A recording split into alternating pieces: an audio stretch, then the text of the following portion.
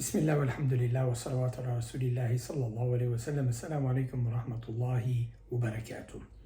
This week's khutbah is on the family.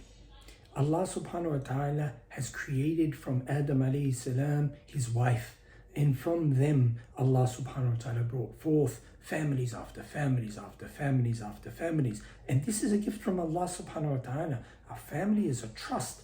It is a place of relaxation, of comfort.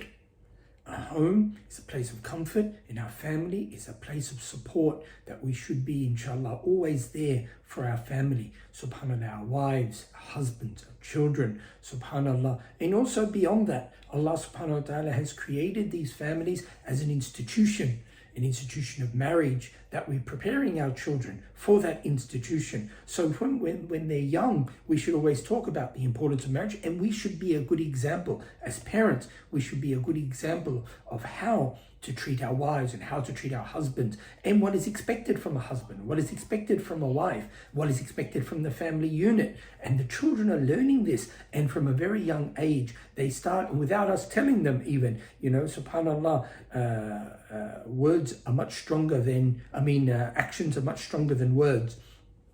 But also, we should also talk about it, about the duties of husbands and wives. Subhanallah, I heard a very beautiful video very recently about a man that was talking to his son and saying, what do you expect in,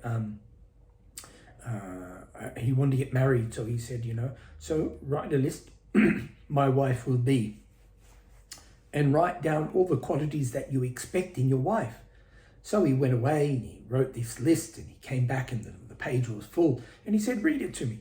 He said, my wife will be, semicolon, she will be, she'll be well-mannered, she'll be honest, she'll be faithful, she'll be supportive, and she'll be educated, and she'll be skilled in these areas, and she'll have this, and she'll have that. And she went through the whole list. And then he said, okay, now wipe off the first line and put, I will be. As you are, you will attract. Many people, they want a very religious girl, or a man that is Hafiz of Quran. And yet their life is so far from those ideals. How would they possibly attract those qualities to them? So if you want a particular person, then those qualities should be in that person. And we should reiterate that to our children.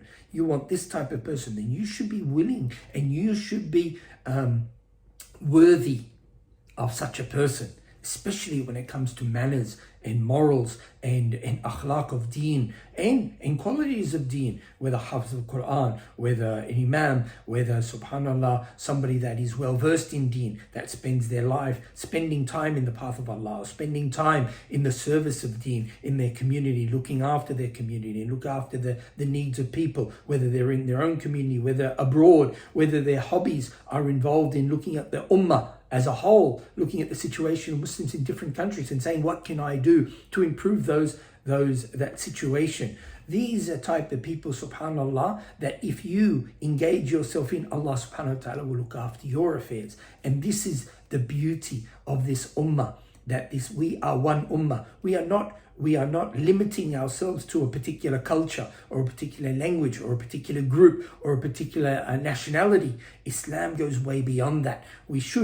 All of us may have preferences, but we shouldn't make those preferences limiting. And also, subhanallah, and any obstacles for our children to get married should be removed. The Prophet ﷺ made conditions on a woman that look at her beauty, and look at her nasab, look at her family, look at her education, look at her situation, financial situation. And for a man, مَنْ تَرْضَى لَهُ دِينَهُ وَخُلُقَهُ. And two conditions for a man, that is his deen and his manners, his religion and his manners. These are the minimum that we should look at. The maximum, of course, everyone can make their own lists, but we should be encouraging for marriage. We should make halal easy, and we should make haram very difficult. Right in the world now, we see the haram is made easy and the halal is made difficult. May Allah subhanahu wa ta'ala make it easy. May Allah subhanahu wa ta'ala make our families a place of rahmah, a place of mercy, a place of rifq, of gentleness, a place of